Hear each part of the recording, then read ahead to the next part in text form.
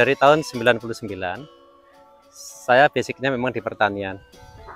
Dan kebetulan tahun 99 itu saya ingin mengembangkan anggur table grape, khususnya untuk di Bali ini. Dulu orang Bali sini kan mengembangkan anggur Alfonso Lavallee. Itu anggur hitam Bali. Dan itu harganya sangat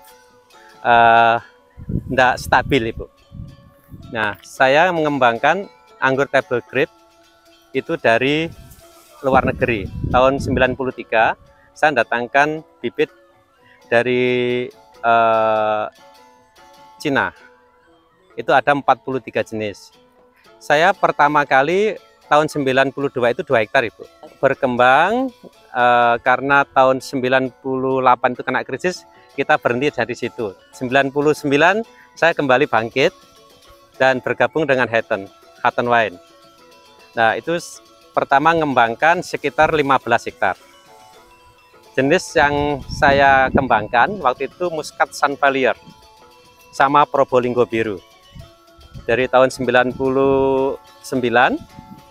sampai 2002 itu kita kedatangan duta besar, 21 duta besar negara datang ke kebun dan melihat perkembangan anggur, buah anggur yang cukup luar biasa dan sangat berhasil karena dilihat dari lokasi kondisi di Ngeroga itu sangat tanahnya itu sangat tidak memungkinkan untuk bisa ditanami gitu. Sekarang sudah 50 hektar.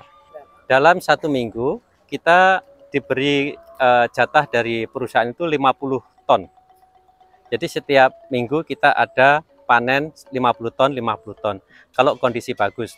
Tapi kemarin ada kondisi yang kurang bagus, ekstrim, karena hujan yang cukup tinggi dan tidak menentu di saat musim kemarau ada hujan, itu sangat pengaruh ke produktif.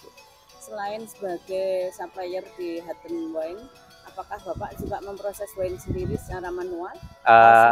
Tidak, Bu, tidak. Oh, tidak. Ya, jadi 100% saya di Hatton Wine. Ya.